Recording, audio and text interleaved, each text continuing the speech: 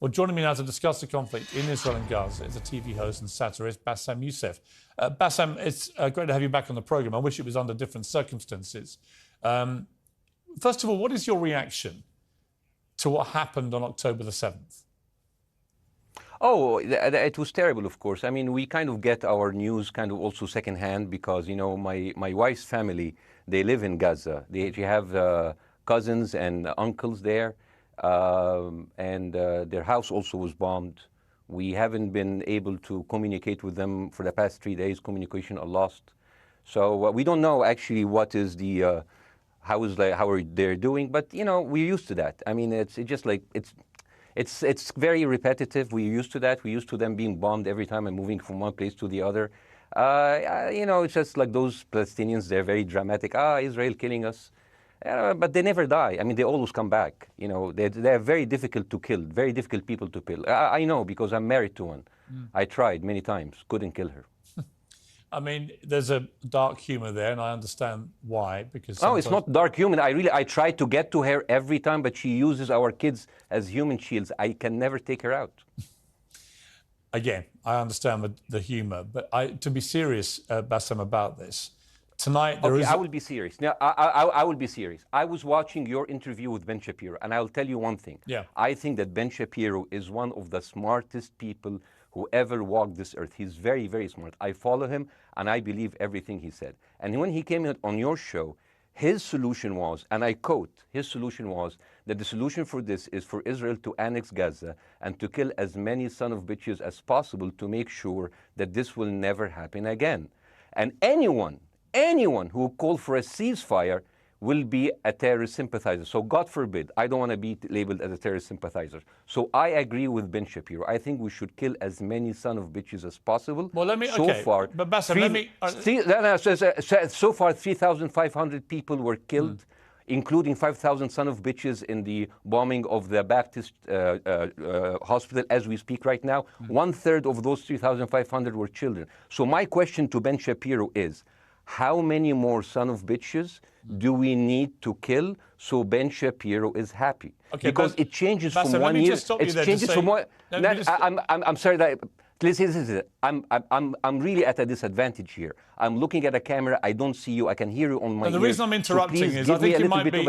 I think you're conflating different interviews with Ben Shapiro. He didn't use the phrase "sons of bitches" with me. Let me play to you what he actually said on my show. He did. Go back to your interview. No, he didn't. That was another interview. But let me play what he said to me here.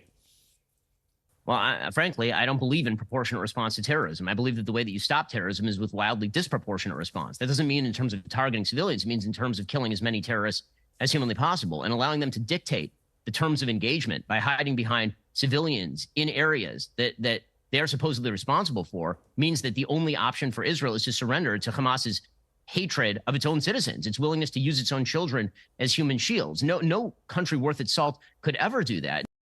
Now, that is substantively different to what you said he said, right? He's talking there but specifically about Hamas terrorists. I agree with him. The thing is, the question is, what is a proportionate response? Because it has been different from one tier to another. So if you look to this graph, for example, this is the death of Israeli and Palestinians, and it's changing from 1 year to year. It's like fluctuating like crypto. So my question is today, what is the going rate today for human lives? I mean, 2014 was a great year for Ben Shapiro. 88 Israelis were died, and there was 2,329 Palestinians killed on the other side. That is one Israeli for 27 Palestinians. That is a very good exchange rate. What I'm saying is, what is the exchange rate for today?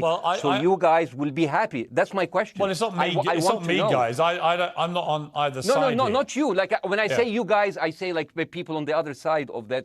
I know that you don't think like that, Pierre. You're one of the good guys.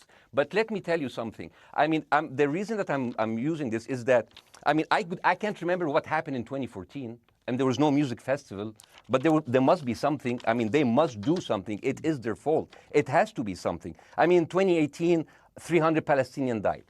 Who's counting, you know?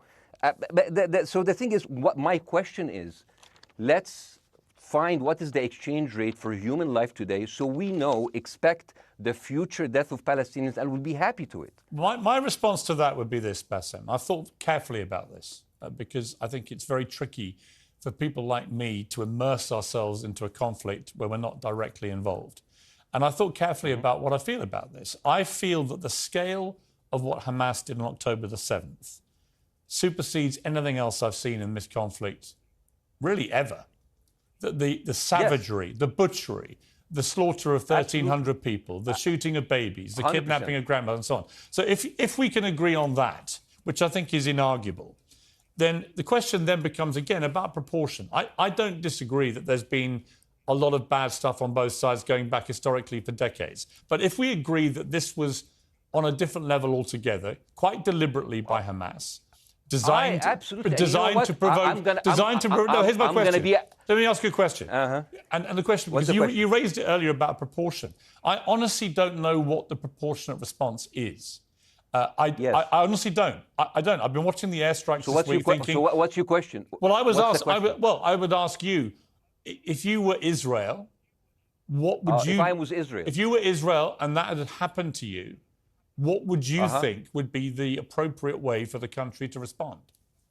I would do exactly like Israel did, kill as many people as possible since the world is letting me do it. I mean, I can do it because I can, you know. But the thing is, you know what, I agree with you. And you know what, I'm going to be even ahead of you because I see the question coming. Do you condemn Hamas for the atrocity? Yes, I condemn Hamas. I condemn Hamas. I condemn Hamas is the source of all evil. They're a reason for everything. And you know what, let's for a minute imagine a world without Hamas. Right. What will this world look like? Let's give this word a name, and let's name this word the West Bank. Hamas has absolutely no control in the West Bank, and since the beginning of this year, only through August, 37 Palestinian kids were killed. No music festival, no paragliding, no Hamas. Since the occupation of the West Bank, 7,000 Palestinians were killed. No music festival, no paragliding, no Hamas. I can go on and on and on and on. No, but you don't need to, because in a way you're preaching to the choir. I've followed this crisis. Oh no, you're not preaching. So the thing is, like, well, in the sense that I know that what you're saying has validity. Of course, Piers. By the way, Piers. I am at a disadvantage here.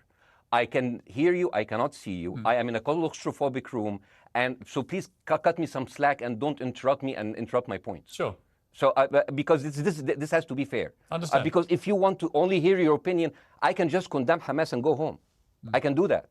So, do you want to do that, or do you have a much more nuanced conversation? No, I absolutely want to have a nuanced conversation. I wasn't aware I was interrupting you. I thought I was letting you speak. Amazing. So let's. I mean, I would say I really applaud Israel for doing one thing that no military force in the world does. Because I heard Ben Shapiro and I heard Ron DeSantis, and they said Israel is the only military force in the world that warns civilians before bombing them. I mean, how fucking cute.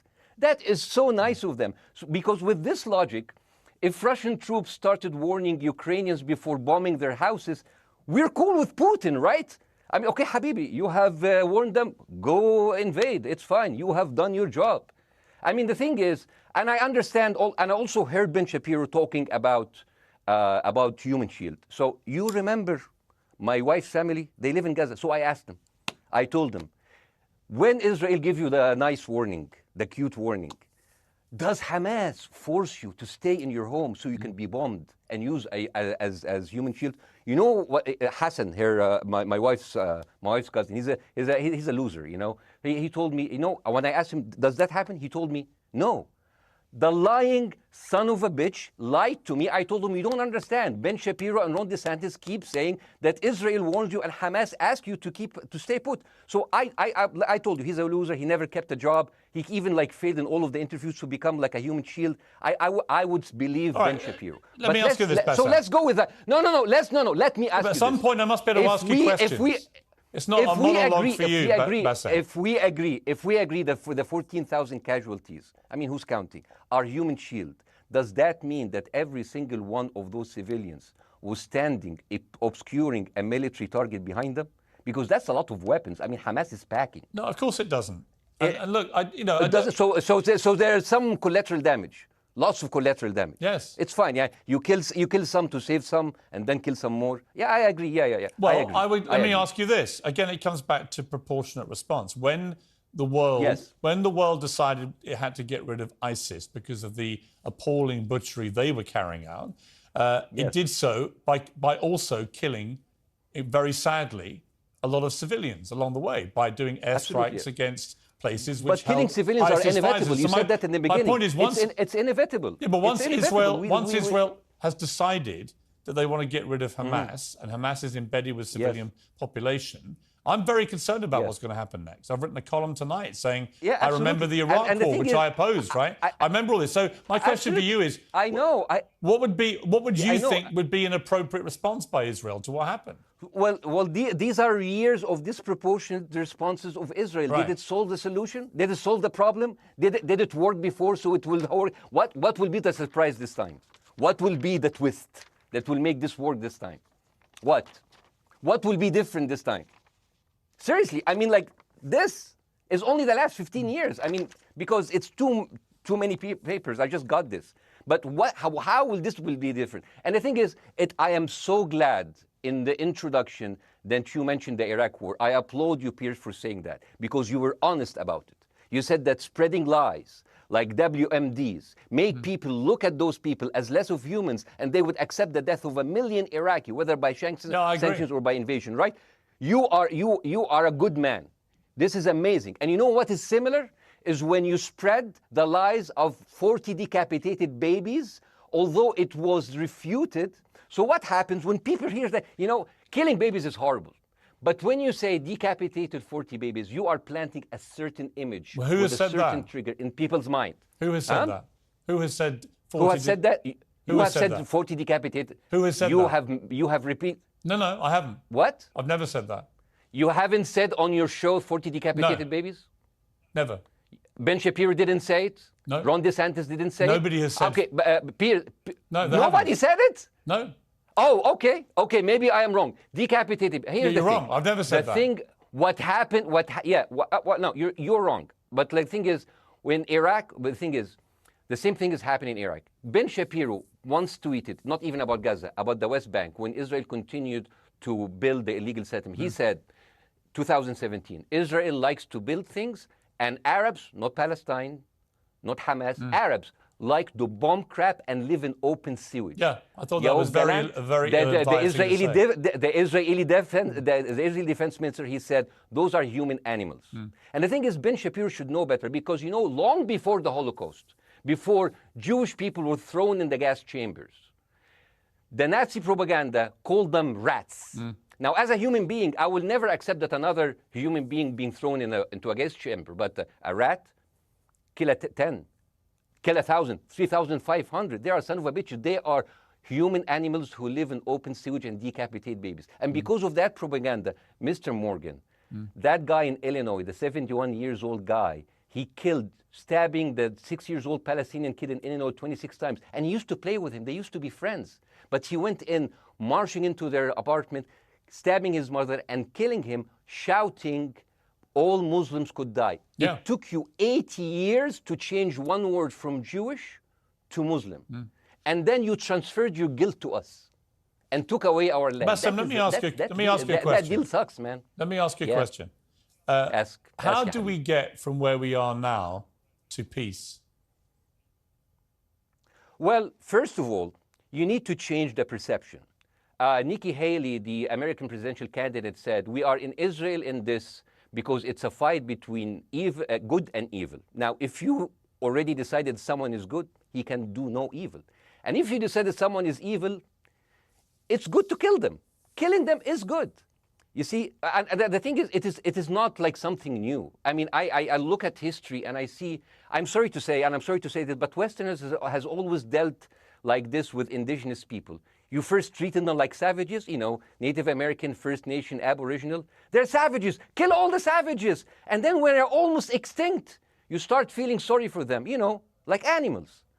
So maybe the solution is that we kill as many Palestinians as possible, so the few of them that remains do not bother you. And maybe Netanyahu, when he lives for another 100 years, he'll become a tree hugger. Let me just challenge you on this. And he will campaign for preserving the free Palestinian. You keep talking about Westerners like me. Okay, so let me return the favor, okay? Hamas is dedicated to the complete eradication of Jewish people. I am not the spokesman for Hamas. I'm not saying you are. Why do you keep... I'm not saying you are. I'm not their spokesman. You're talking to me. I fucking hate them. Bassem, Fuck Hamas. You are Hamas. No, are no, you happy? You're missing my point. You're talking in a generalized way about people in the West who always talk about Arabs as savages. I don't. No. I'm talking about America. About I actually led the campaign. I led the media campaign in this country against the Iraq War. Okay, so I don't see. I don't see people in the Middle East as savages. You are one of the good ones. But what I would say is, I'm not talking about you. You're great. No, it's not about me being amazing. Great. We love you. It's about the way Hamas behaved on October the 7th was like savages, like a pack of savages. It was the worst atrocity against Jewish people since the Holocaust. There has to be, of course, there has to be a response. They should be eradicated. My question for you is, notwithstanding the history, Bassem, what is the proportionate response? But I don't know. But there's no Hamas in the West Bank, and they're still dying there. So what's your excuse? I don't have any excuse. Okay, what's your explanation? Sorry, my earpiece went down. Listen, I don't make any pretense that this hasn't been a massive problem between Palestine and Israel going back to the mid-40s. We all know this, right? Pierce, listen. I'm not saying that you're making excuses, but if you are adopting a certain point of view, you have to at least defend it. I'm telling you, there is no Hamas in the West Bank. What is the excuse? Not your excuse. What is the excuse to kill those people? Well, listen, this question of proportionality is one that... No, answer my question. I've been answering your question. You answer mine. It's actually not my job to answer your questions. It's not. Okay, not your job. Not. I agree with you. I'm more interested in you, who has family in Gaza, who's an Egyptian in the Middle East, right? I'm more interested in what you have to say. Okay, I'm telling you. I think Hamas is the problem, okay? Right. Now, let's say Hamas is removed. Let's Hamas. I'm agreeing with everything. You want me to condemn Hamas? I will condemn Hamas, Hummus, Hassan, everybody. Guys, so wait. I can't hear you. The earpiece. Damn. Okay. Oops. Okay. Yeah. Okay. I do need help. I think. Okay. Just go back. Is he there? You go back. Can you hear me? Okay, go. Thank you, guys. Can you hear Bassem? Yeah, now I can hear you. Okay. So here's the thing. Can you hear? Okay. So Isaac, let's say, for example, Hamas ceased to exist. Okay? Do you hear me? Yes. Yeah? Hamas ceased to exist today. Now, right now, in Palestine, in West Bank and Gaza, 20% of Palestinians go through Israeli prison system, whether imprisonment, whether interrogation, whether torture. And the rest of them, they live a life of daily loss of land, of homes, of life, and they are suffocated by this. So let me ask you something. If you are a Palestinian living into these conditions for decades, would you sympathize with your oppressor or sympathize with the people who claim they resist them even if they are terrorists? I have made no secret that I think the conditions Palestinians have had to exist under are completely unacceptable. Yeah. I've said that for years. So the question then becomes, how do you forge peace between two warring parts of that region who for decades have approached peace, in my view, with mutual sledgehammers, with no actual desire to have peace? And I think it comes down in the end to great leadership. And I don't think there's great leadership. Well, hang on, let me make my point. I don't think there's great leadership on either side. Where is the Nelson Mandela figure here to come through all this hatred on both sides? Nelson Mandela? Yeah, where is that figure? Nelson Mandela actually have criticized Israel for being a horrible state. All of the South African activists have actually called Israel. My point is about how he responded to a country that was so divided. Is a template for how you get to peace, isn't it? I haven't met Nelson Mandela, so I wouldn't know. But like there's a point. There's a very important point here. You know, I want to understand what is the logic of Israel carpet bombing Gaza. I mean, if there's a logic, if this will make Israel safe, I want to hear the logic. So if they continue bombing, what are they hoping to achieve? Well, I think we know what their stated aim is. Their stated aim is to eradicate and wipe out Hamas. They believe Hamas are living predominantly in northern Gaza. They also are aware they're living amongst civilians. So it's an incredibly difficult thing. As I said in my monologue, it is very, very difficult to see how they do this without massive collateral damage. So if I can understand this correctly, basically Israel is doing this to pressure the Palestinian community in Gaza to turn against Hamas. Is that right? I'm sure that's part of it, yes. That's part of it. So this is exactly what terrorist organizations do, because terrorist organizations will have no chance beating a whole nation in battle. So they terrorize and they kill the civilians in order to spread fear and terror so they can turn against their government to change their policy or to resign. You have just compared Israel with ISIS. No, I haven't. I don't see any comparison between It's going to be the headlines tomorrow. Piers Morgan, Israel is ISIS. Only amongst people who weren't listening. The comparison, which is more apposite, is ISIS and Hamas. They are both nihilistic terror groups intent on killing as many Jewish people and others as they can possibly kill. And you can't get peace with people like that.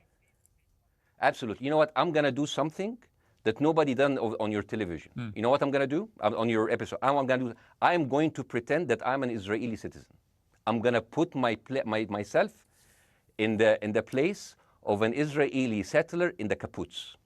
And I want to speak to my Prime Minister, Benjamin Netanyahu. Mr. Benjamin Netanyahu, I have voted for you because you have promised us peace and prosperity and security. On the 7th of October, those son of bitches Hamas, they went into the fence that is regularly heavily guarded. Usually if there's like a dove that comes close to it, it will be shot. Those people went in and they went for 6 hours before IDF forces was deployed, killing our friends, our families, kidnapping our grandmothers and babies, and went in. I want to ask you, Mr. Prime Minister, after you have fractured the Israeli community and you have fucked our courts, our Supreme Courts, what are you doing with the money being given to you, to the United States? Also, you are carpet bombing Gaza with absolutely no regard to our hostages, our people. I heard a rumor in the kibbutz that you're doing that you let that happen as an excuse to carpet bomb Gaza, so you push them into Sinai. And I didn't believe it. I was like, not my prime minister. He can never do that. And then I watched an interview for Danny Ayalon. He was your chief advisor. He was also the Israeli ambassador to the United States. And you know what he said, Mr. Prime Minister? He said that the solution for those Palestinians is to go into a vast land of Sinai and live into tent cities temporarily, temporarily, wink wink, until we build Gaza again, and then we invite you back. يعني عبط احنا بقى. يعني فاهمني؟ We've seen this movie before. So يعني, and when I saw this, I couldn't explain to my fellows in the kibbutz, how come our Israeli government is trading human lives for another piece of land? So as an Israeli citizen, I need to hold my Israeli government accountable. And as an American citizen, I want to know all of these money that we are giving to Israel. We're giving them $4 billion every year. Joe Biden said it's the best investment America ever done. Well, if I am in the place of Joe Biden, I would say, sorry, don't speak. I would say, if I was Joe Biden, I would go down and whisper in the ears of Netanyahu and tell them, I hate bad investments. They haunt me, like Littlefinger in Game of Thrones. But the thing is, this is the problem. Israel always victimizes itself, and I have never seen a victim putting their oppressor under siege and bombing them 24/7. Israel wants you to believe that they are the victim. Dealing with Israel is so difficult. It's like being in a relationship with a narcissistic psychopath. He fucks you up, and then he makes you think it's your fault. All right, you look at Israel as Superman, but they're really Homelander. Wallahi, they are shooting fish in a barrel, and they are annoyed with the splashes. Bاسم, I want to say two things. One, if you could just slightly manage your language. We are uncensored, but if you keep swearing, I'm very sorry. We have to apologise to viewers who may be offended by that. I apologize. But I understand passions run high, so let's not get too bogged down about the odd swear word. I apologize to the viewers. I apologize to the viewers for my language. My second question is this: after the sight of dead civilians. After the break, we have the managing director of the Daily Wire, which is Ben Shapiro's company. We were going to interview him on his own, but he's happy to come on and talk with you directly if you are prepared to stay. Well, of course, I can stay, but again, I am... Fuck. I am in a disadvantage, and I would like to have my space to respond. Okay, we'll come back after the break. Because here's the thing. There's Bassem, two things we've I want got to go to a before. break. All right. When we come back from the break, it'll be you and Jeremy